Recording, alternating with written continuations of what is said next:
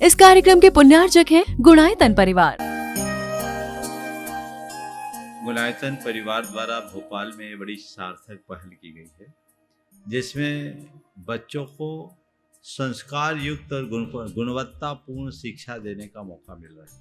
ये बच्चों की व्यवस्था की गई है, जिसमें 6वीं 7वीं के बच्चे इस साल लिए जाएंगे और 11वीं 12वीं और सीए फाउंडेशन के बच्चों को यहाँ रखा जाएगा। ये मेधावी छात्रों को प्रावीण्य के आधार पर उसे प्रविष्टि मिलेगी। पूरे देश भर से प्रविष्टि आएगी। प्रत्येक कक्षा में मात्र 30-30 बच्चों का ही चयन होगा और चयनित बच्चे वे होंगे जो अपनी प्रतिभा के बल पर चुने जाएंगे और उनको एक प्रकार की स्कॉलरशिप दी जाएगी। ये छात्रवृत्ति के तहत पढ़ेंगे। गुणायतन के समाज कल्याण की दिशा में एक बहुत अच्छी पहल है और ये सार्थक पहल है। इसकी शुरुआत भोपाल से हो रही है। ये भोपाल वालों के लिए बहुत गौरव का विषय है। इसके लिए गुणायतन के साथ विद्यासागर इंस्टीट्यूट और सेज और एपीटी, इन तीनों को भी मैं बहुत बहुत आशीर्वाद देता हूँ।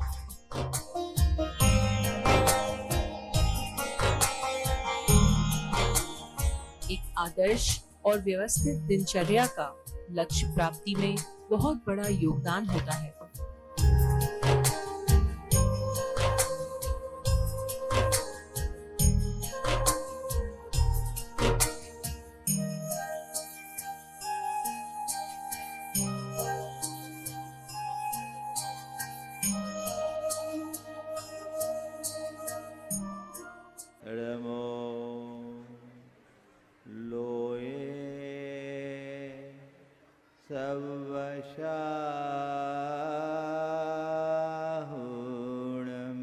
नमो लोये सर्वसाहुणम् एसो पंचणमोयारो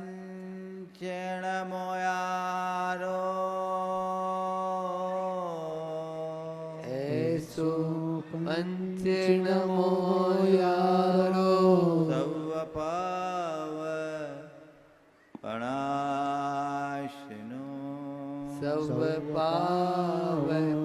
सर्वपावपणाशिनो मंगलार्णं च सवेसिं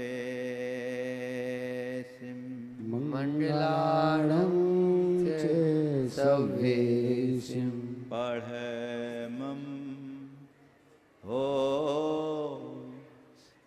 मंगलम परमं होय मंगलम। जय बोलो देवादिदेव 1008 श्री भगवान महावीर स्वामी की जय। अहिंसा परमो धर्म की जय। परम पूज आचार्य गुरुवर श्री विद्यासागर जी महाराज जय। जय बोलो नवाचार्य श्री समय सागर जी महाराज की, पूज मुनिवर श्री प्रमाण सागर जी महाराज की, पूज मुनिवर श्री संधान सागर जी महाराज की, समस्त मुनि संघ की। अभी आप सब रंगा रंग कार्यक्रम देख रहे थे, लेकिन इसी रंग में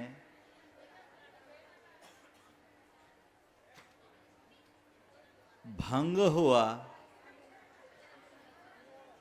और भगवान ऋषभ देव के हृदय में एक नई तरंग आई, जिसने उन्हें अंतरंग की ओर मोड़ दिया।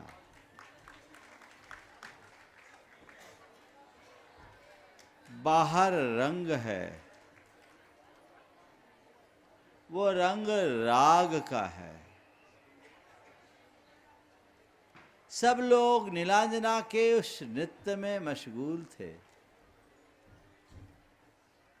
नीलांजना की कब मृत्यु हुई, कब उसका स्थान दूसरी नर्तकी ने लिया, किसी को पता ही नहीं लगा। लेकिन भगवान ऋषभदेव ने उस नीलांजना की मृत्यु में जीवन के यथार्थ को पहचान लिया।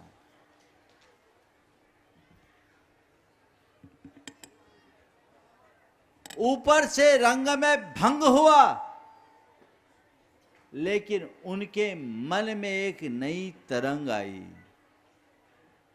बंधुओं, थोड़ा सा अपने जीवन में गहरे उतर करके देखो।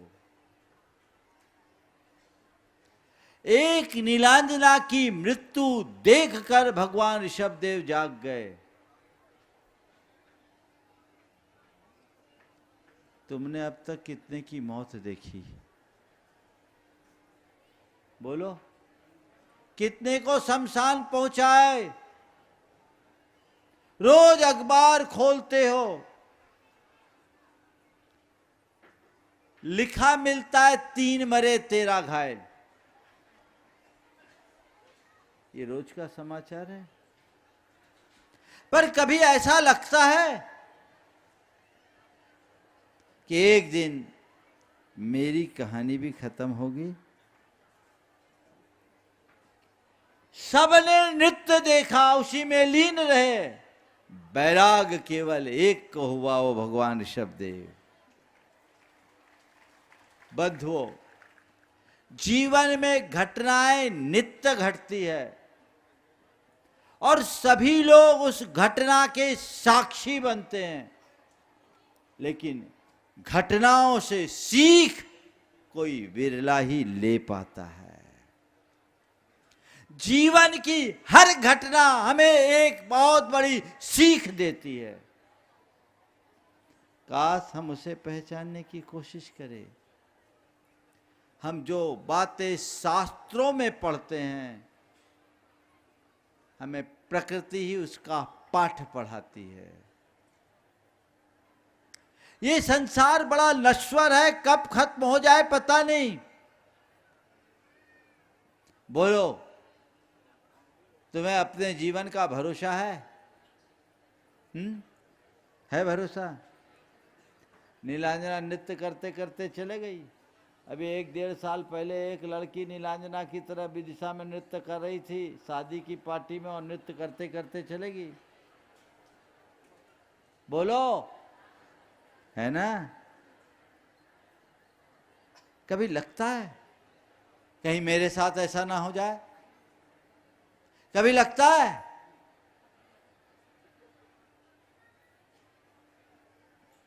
यही इस दुनिया का सबसे बड़ा आश्चर्य है। जब पांडवों के सामने यक्ष ने प्रश्न किया, किम आश्चर्यम,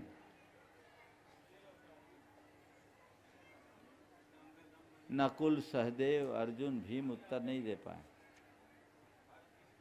जब युधिष्ठिर गए, उनके सामने ये सवाल पूछा गया, किम आश्चर्यम, तो युधिष्ठिर ने जो जवाब दिया वो ध्यान देने योग्य है। अहन्नहन्नि भूतानि गच्छन्ति यम मंदिरम, अहन्नहन्नि भूतानि गच्छन्ति यम मंदिरम, शेषा जीवित मिच्छन्ति किम आश्चर्यमतः परम। रोज रोज हजारों लोग मौत के मुंह में समाते हैं, उसके बाद भी बाकी लोग जिंदा रहना चाहते हैं। इससे बड़ा आश्चर्य क्या है? बंधुओं, इस संसार में कोई मर जाए तो कोई आश्चर्य नहीं, वो जिंदा है इसका आश्चर्य है। हम कब तक जीवित रहेंगे कोई ठिकाना नहीं। गुरुदेव कहते थे, मरना है तो मर जा, पर जीते जी कुछ कर जा, अन्यथा कर्जा तो मत कर जा। ये बड़ा पेटेंट वाक्य था उनका कि मरना है सो मर जा, पर जीते जी कुछ कर जा। बोलो, मन में ऐसी तरंग आती है? अंदर हिलोर होना चाहिए। अरे जीवन का कोई भरोसा नहीं, क्या पता किस पल कब क्या घट जाए। इससे पहले कि कुछ घटे, मैं अपने अंदर अंतर घटना को घटित कर लूं। घटना घटती है और अंतर घटना प्रकट की जाती है। हम बाहर की चीजों की बाहरी प्रतिक्रियाएं ज्यादा देते हैं और उसमें ही उलझ के रह जाते हैं। जब किसी के मृत्यु का समाचार मिलता है तो थोड़ी देर का शमशानिया बैराग आ जाता है। हालांकि आजकल तो वो बैराग भी खत्म है। हमने सुना शमशान में भी चाय पानी चलने लगा, खाना पीना भी चालू हो गया। क्या है तुम्हारे जीवन की कहानी? भगवान ऋषभदेव के इस पंचकल्याणक में हम क्या लेकर के जा रहे हैं? अभी भगवान की दीक्षा होगी और आप लोग इस कल्याणक को एक रस्म की भांति देखोगे और चले जाओगे। हासिल क्या होगा? अगर इससे कोई सीख लो, इससे कोई पाठ पढ़ो, तो वो आपके जीवन की उपलब्धि होगी। और बस ऐसे ही कर लिए तो मामला गड़बड़, मामला गड़बड़। 4 बातें आज आप सबसे कहना चाहूंगा।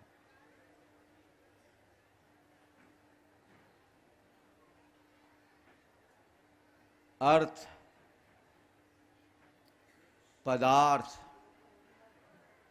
यथार्थ और परमार्थ। 4 शब्द हैं, जाने पहचाने शब्द हैं। अर्थ, पदार्थ, यथार्थ और परमार्थ। जिनकी दृष्टि पदार्थ पर केंद्रित होती है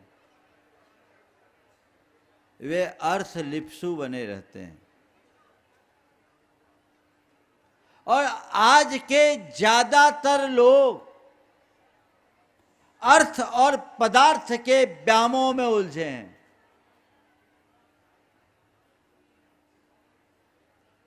तुम्हारे जीवन का ध्येय क्या है? केवल पदार्थ और पदार्थ जन्य भोग, इसके अलावा क्या है? बोलो। उस पदार्थ को संग्रहित करने के लिए अर्थ का उपार्जन, उसमें आसक्त होकर नाना प्रकार के अनर्थ में संलिप्तता, यही है ना तुम्हारे जीवन की वास्तविकता। ये पदार्थ का व्यामोह तुम्हें कहां ले जाएगा? भगवान ऋषभदेव भी अपने जीवन का बहुभाग अर्थ और पदार्थ के साथ बिताए। यद्यपि वे परमार्थ के ज्ञाता थे, लेकिन फिर भी बाहर की चकाचौंध मन को उलझा देती है। ऋषभदेव के साथ भी ऐसा ही कुछ हुआ। इंद्र को चिंता हुई, 84 लाख पूर्व की आयु लेके आए, 83 लाख पूर्व तो बाबा ऐसे ही निकाल दिए। अगर ऐसे ही रह जाएंगे तो फिर भव्य जीवों का उद्धार कैसे होगा? बड़ों को सीधे उपदेश नहीं दिया जाता, बड़ों को सीधी कोई सलाह भी नहीं देनी चाहिए। आजकल बेटे बाप को सलाह देने लगते हैं जैसे वही उनका बाप हो। शिष्य गुरु को सलाह देने लगता है जैसे वही गुरु बन गया, है ना? कई लोग हैं।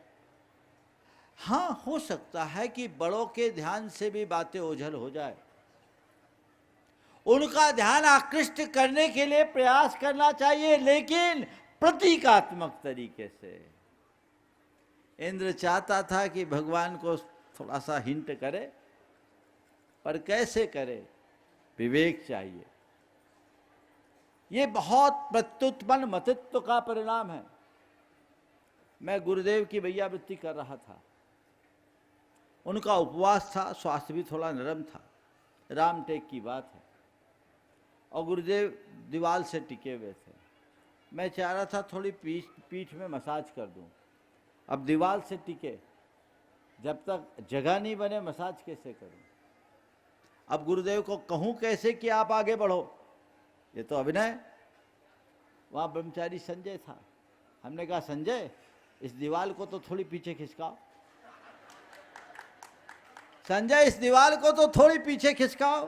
गुरुजी ने पूछा क्यों? मैंने कहा मुझे जगह चाहिए। तो गुरुजी खुद आगे खिसक के बोले लो मैं खिसका देता। हमारा काम हो गया। तो मैं सोचता हूं इंद्र भी चाहता तो भगवान से कहता भगवान अब आगे की तैयारी भी मुझे करनी है, अगले कल्याण की 5 करने हैं, अभी तो 2 ही हुए। ऐसा नहीं था इंद्र, समझदार था। और जो समझदार लोग होते हैं वे विवेक मत्ता का परिचय देते हैं। मैं आप सबसे भी एक कहना चाहूंगा, सीख लीजिए, हमेशा विवेक का प्रयोग करके कहां कब कैसा कितना कहना और कैसा व्यवहार रखना है, इसका विवेक व्यवहारिक जीवन के लिए बहुत जरूरी है। खैर, इंद्र ने क्या किया?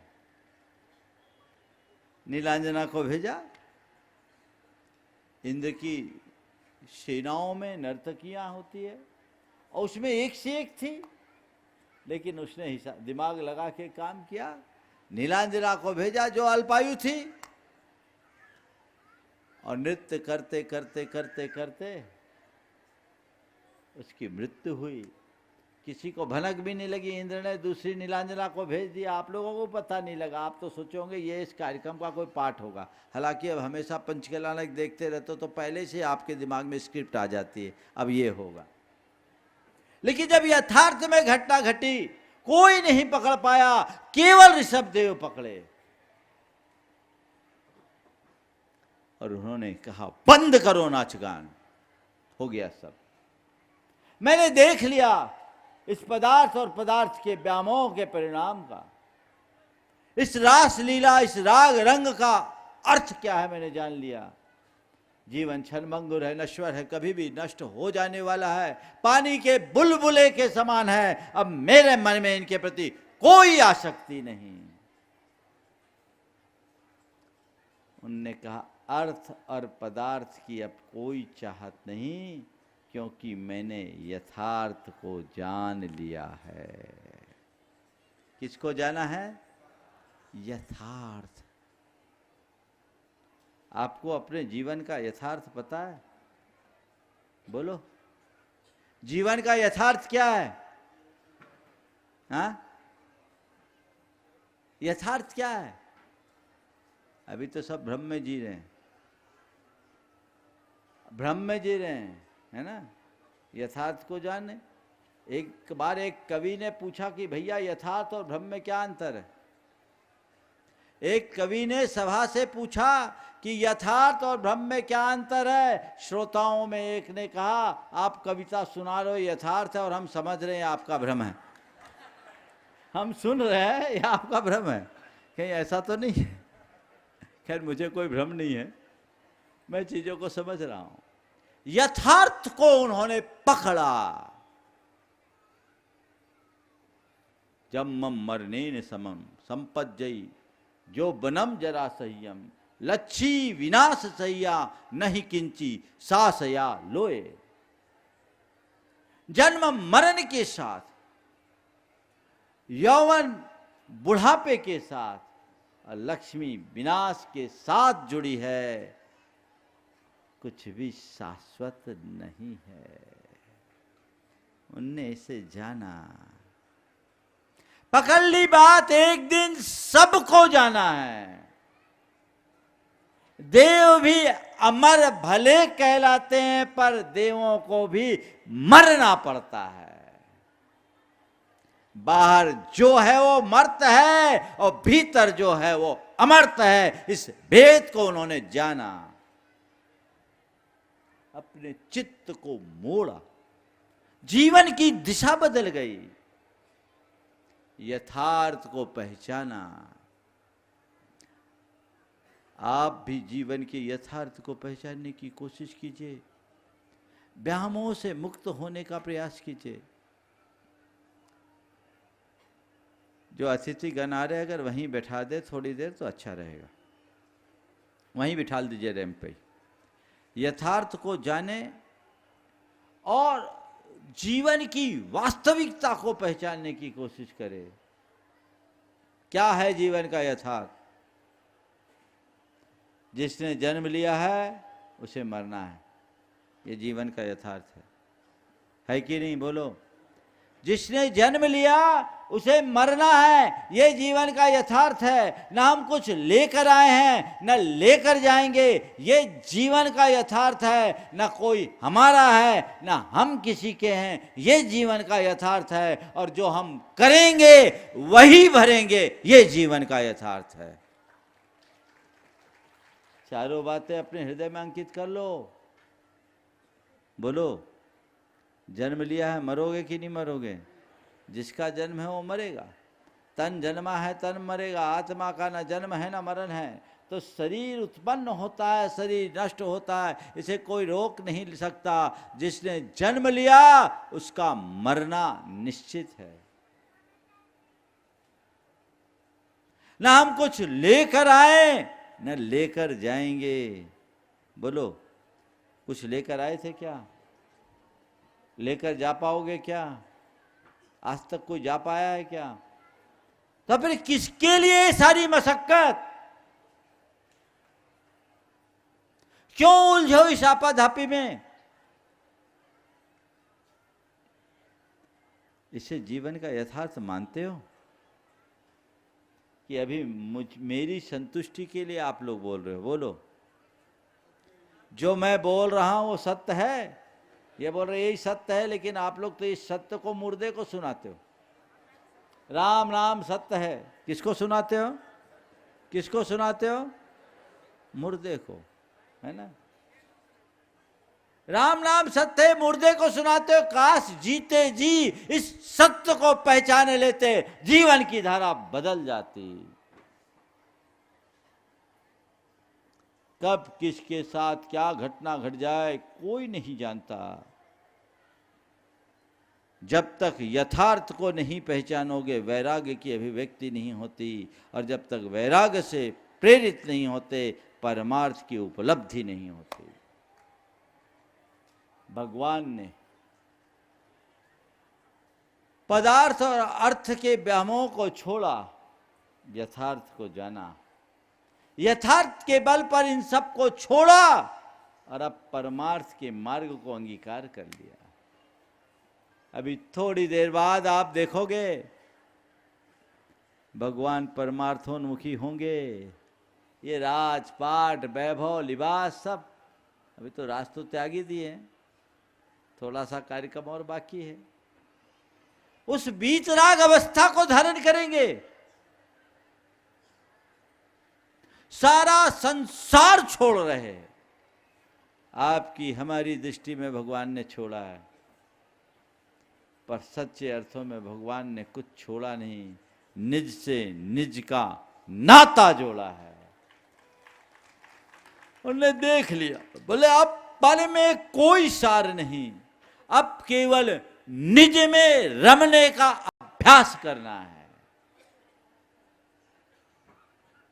अंदर वैराग्य का अंकुर हो जाए तो फिर तुम्हारा दीक्षा कल्याणक मनाना सार्थक हो जाए। लेकिन आप लोग बड़े महान हो, महान ही कहना पड़ेगा। क्यों? सही कह रहा हूं कि नहीं? महान हो, क्यों हो महान? क्योंकि कोई फर्क नहीं पड़ता, कोई फर्क नहीं पड़ता। वर्षों से सुन रहे, वर्षों से देख रहे, अंदर कुछ तो हलचल हो। मौत को सामने देखने के बाद भी लोग अपने जीवन को संभालने की कोशिश नहीं करते, व्यामोह में ही उलझ के रह जाते हैं, आसक्ति छोड़ती नहीं,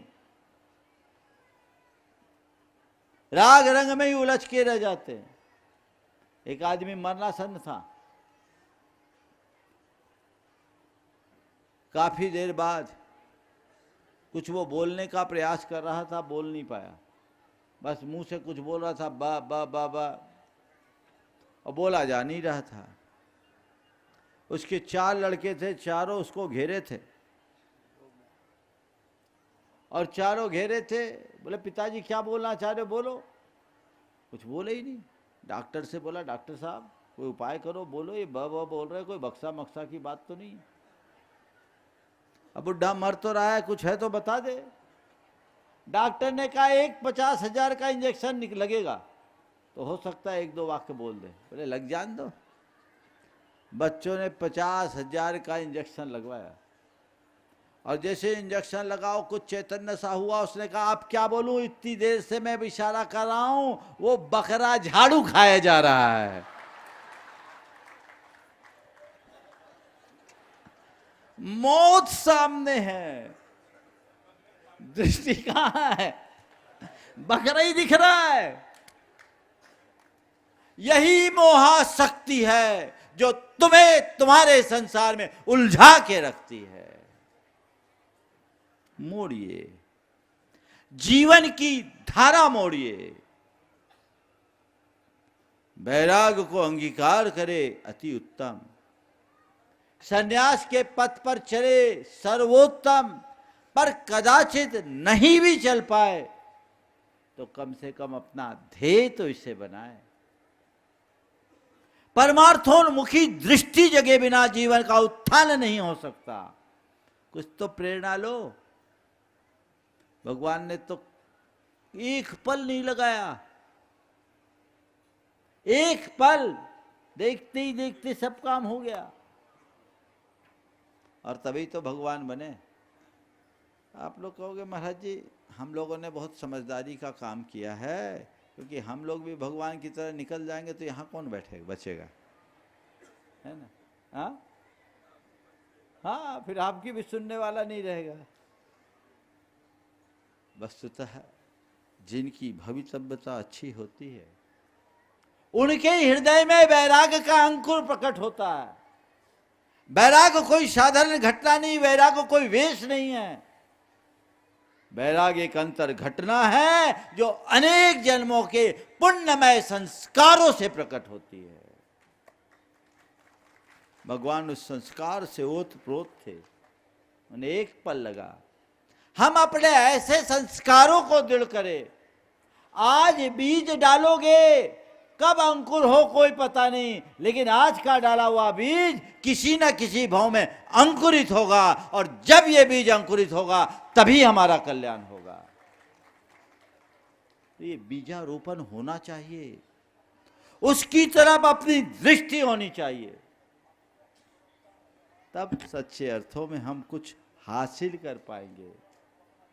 व्यामोह बहुत खतरनाक होता है। नैना गिर जी में थे, एक दिन पूरा संघ जल मंदिर में सामायिक कर रहा था। धूप में बैठे थे, दिसंबर का महीना था, ठंड थी, तालाब के चारों तरफ सामायिक कर रहे थे और गुरुदेव के बाजू में मैं बैठा था। सामायिक के उपरांत गुरुदेव के बाजू में बैठा था। मैंने देखा, मेरी नजर पड़ी, एक सांप एक मेढक को निगल रहा था। सांप मेढक को निगल रहा था और लगभग आधा निगल चुका था। सांप मेढक को निगल रहा था, वो आधा निगल चुका था, और इसी बीच एक छोटी सी मछली उधर से गुजर रही थी। मेढक उसको लपक रहा था। मैंने गुरुदेव को दिखाया, गुरुदेव ये देखो ये क्या है। गुरुदेव ने कहा यही संसार का यथार्थ है। तुम लोग सब काल रूपी सांप के मुंह में बैठे हो और टर टर कर रहे हो। कब तक टर्राओगे? एक दिन टे बोल जाओगे, है ना? बुंदेलखंड में टे तो बोलते ही है सब, और एक दिन टे तो बोल नहीं है, उसमें क्या बात हो गई? कब टे बोल जाओ कोई पता नहीं। इस यथार्थ को समझो, कब क्या हो जाए कोई पता नहीं।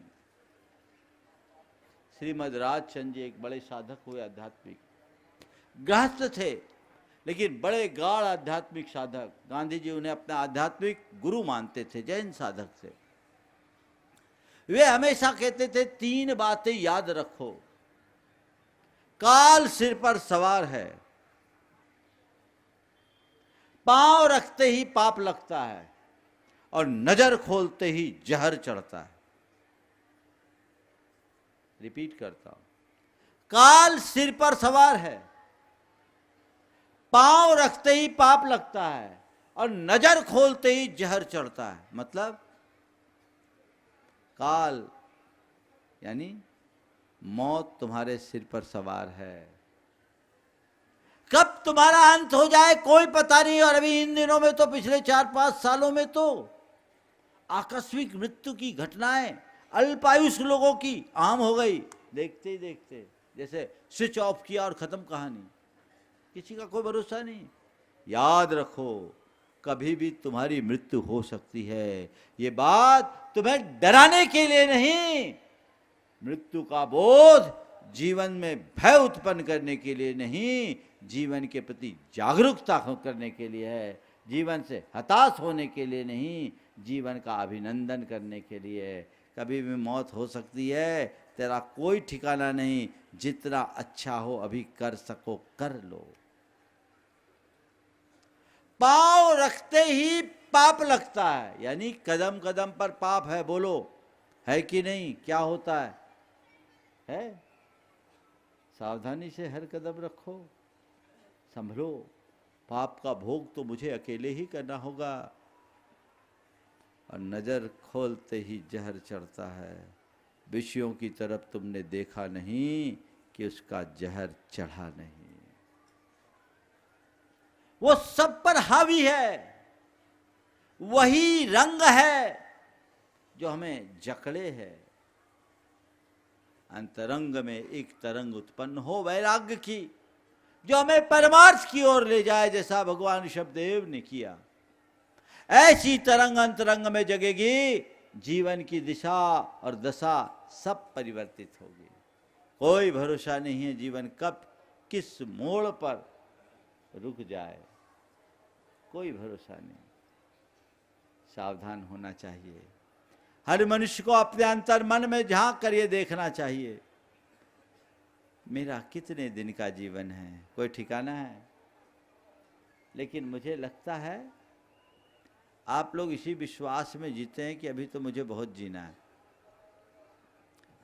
जिजीविषा बुरी बात नहीं है, लेकिन आसक्ति अच्छी बात नहीं है। आसक्ति मुक्त जीवन जियो। तुम एक दिन जियो या 1000 वर्ष जियो, मन में आसक्ति को हावी मत होने दो। प्रभु ने हमें उसी वैराग का संदेश दिया। कहते हैं सिकंदर जब अपने विश्व विजय अभियान को पूरा कर यूनान की ओर लौट रहा था, रास्ते में उसकी तबीयत बहुत गड़बड़ा गई, हालत गंभीर हुई, वो मरणासन स्थिति में आ गया।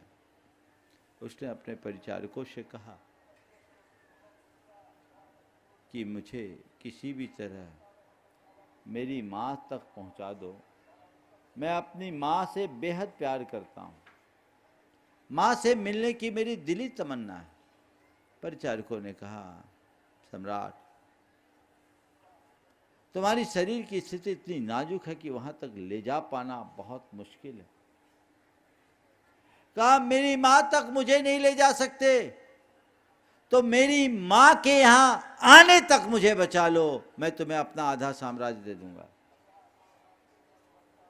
मेरी माँ तक मुझे नहीं ले जा सकते तो कोई बात नहीं, मेरी माँ के यहां आने तक मुझे बचा लो, मैं तुम्हें अपना आधा साम्राज्य दे दूंगा।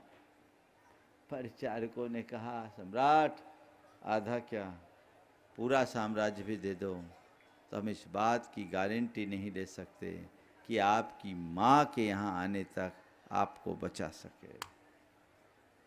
आधा क्या, यदि पूरा साम्राज्य भी दे दो तो हम इस बात की गारंटी नहीं ले सकते कि आपकी माँ के यहाँ आने तक आपको बचा सकूं। तब सिकंदर के मुख से शब्द निकले, अब मैं चाहूं भी तो रुक सकता नहीं भाई, कारण मंजिल ही खुद डिग बढ़ती आती है। मैं जितना पांव बढ़ाने की कोशिश करता उतनी ही माटी और धसकती जाती है। अब मैं चाहूं भी तो रुक सकता नहीं भाई, कारण मंजिल ही खुद डिग बढ़ती आती है। मैं जितना पांव बढ़ाने की कोशिश करता उतनी ही माटी और धसकती जाती है। मेरे अधरों में घुला हलाहल है काला, नैनों में नंगी मौत खड़ी मुस्काती है राम नाम ही सत्य, असत्य सब और कुछ, बस यही ध्वनि कानों में आ टकराती है, बस यही ध्वनि कानों में आ टकराती है। उसने कहा मैं मरूंगा, मुझे मेरे मरने का गम नहीं, पर मेरे मरने के बाद तुम लोग मेरा जनाजा उठाओगे। तुमसे एक गुजारिश है कि जब मेरे जनाजे को उठाओ तो मेरे दोनों हाथ बाहर निकाल देना। लोगों ने कहा हाथ को जनाजा से बाहर निकालना तो कायदे के विरुद्ध होगा। बोले हाँ, सिकंदर का जनाजा उठेगा और कायदे के विरुद्ध ही उठेगा, ताकि दुनिया भर के लोग ये जान सके कि सारे कायदों का उल्लंघन कर विश्व विजेता बनने वाला सिकंदर भी इस जहान से खाली हाथ जा रहा है। ये है जीवन का यथार्थ। जिसने जन्म लिया है उसकी मृत्यु निश्चित है। ना कुछ लेकर आए हैं न लेकर जाएंगे, न कोई हमारा है न हम किसी के हैं। और जो करेंगे, बोलो, जो करेंगे, बस ये जाग जाओ, जीवन का काया पलट होगा। बंधुओं, बोलने को तो बहुत बातें हैं, लेकिन अभी दीक्षा विधि भी संपन्न करनी है और वहाँ पर जाकर के भी संस्कार करने हैं। इसलिए मैं अभी यहीं विराम दूंगा।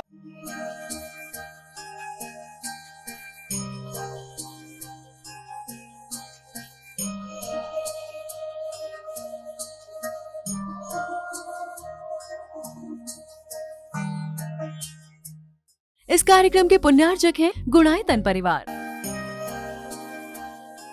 गुणायतन परिवार द्वारा भोपाल में बड़ी सार्थक पहल की गई है, जिसमें बच्चों को संस्कार युक्त और गुणवत्तापूर्ण शिक्षा देने का मौका मिल रहा है। ये बच्चों की व्यवस्था की गई है, जिसमें 6वीं 7वीं के बच्चे इस साल लिए जाएंगे और 11वीं 12वीं और सीए फाउंडेशन के बच्चों को यहाँ रखा जाएगा।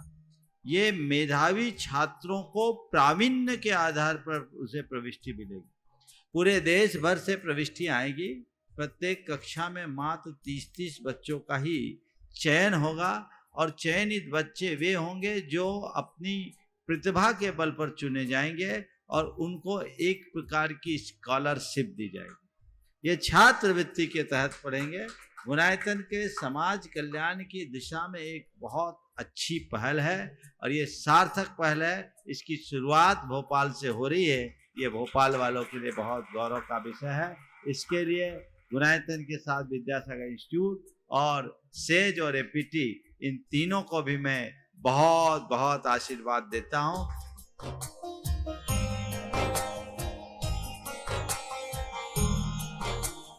एक आदर्श और व्यवस्थित दिनचर्या का लक्ष्य प्राप्ति में बहुत बड़ा योगदान होता है।